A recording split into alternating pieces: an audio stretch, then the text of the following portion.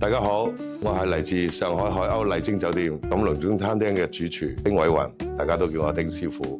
我喺香港17歲開始入行㗎啦，今年已經57歲㗎啦，40年㗎啦。嚟到上海嘅話都有5年啦，咁我自己都係半個老鄉啦，因為我籍貫嘅都係川沙一代嘅時候，咁爸爸媽媽係上海人啦，我嘅根都係喺上海嘅。海鷗麗晶亦都係我哋洲際旗下奢華品牌嚟到呢度嚟計嘅，我都要融合我嘅菜式裏邊要 luxury 個奢華呈現俾客人嘅。我哋喺創作嘅粵菜裏邊嚟計咧，一定係首先第一味為本，藝為表，尊重首先本身食材嘅本味，唔需要過度嘅修飾嘅。第二就係一定要順應個時令個菜式嘅。三係嗰個烹飪嗰個技法精準嗰個控制，讓佢個風味更純粹、更有層次。我哋前邊都有2篇，一個冬藏啦，一個春露啦。咁今次呢個下深圍住呢個尋味嶺南呢個第3篇推出嚟嘅。咁我哋係以食為語，以時為本，去講出呢個嶺南呢個夏季嘅嗰個風味同埋個人情。我哋講4季啦，春吃鴨，夏吃瓜，秋吃果，冬吃羹嘅。夏天食瓜類嘅係最時令噶啦，清涼入題，口感分明，以涼為第一嘅感覺。選用嘅食材係以涼性嘅，譬如我哋推出嘅一個冬瓜啦、涼瓜啦、雪梨啦，我都係圍繞住呢幾個食材裏邊去做出今次3個菜式咯。應該係2大點。第二咧，一定係夏天個瓜類嘅，都係解暑啊、去濕啊。用嚟香嗰個雪梨嗰個第一道涼菜，食個雪梨清清潤潤，幾好嘅。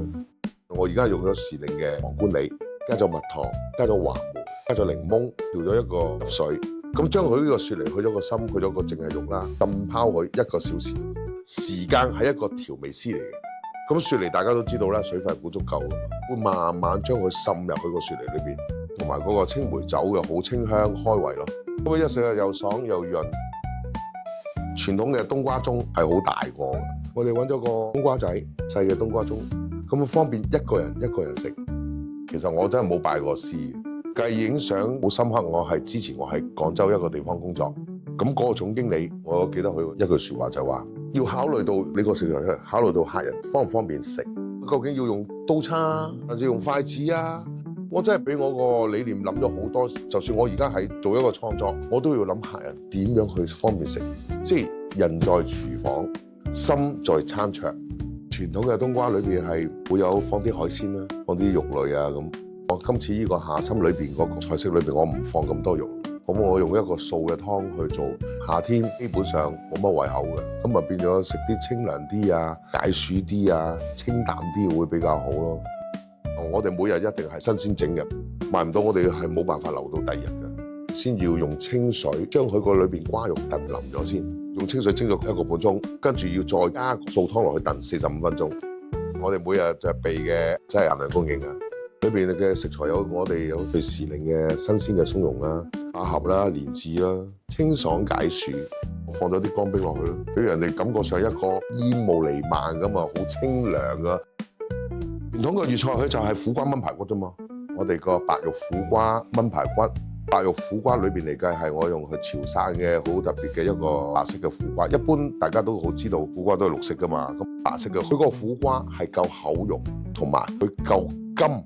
冇嗰啲綠色嘅苦瓜咁苦，之後再配合一個豬肋排，加上我哋嘅陽江豆豉一齊去炆，啲客人食多2碗白飯，食完個涼菜，飲完啖湯，食個涼瓜排骨，配碗白飯，已經好滿足噶啦。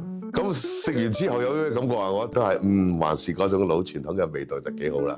選擇廚師個道路咧，都係一個學素嘅初心啦，自己又中意食啦，米其林又好，黑珍珠又好。做得唔好都會跌噶嘛，一定你要去點樣去維持、去保持、去做進步咯。呢行裏邊煎、炒、煮、炸、炆、燉、扣、木、煲，任何一種都係幾十年落嚟去積累落嚟嘅，佢日復一日去沉澱練出嚟嘅。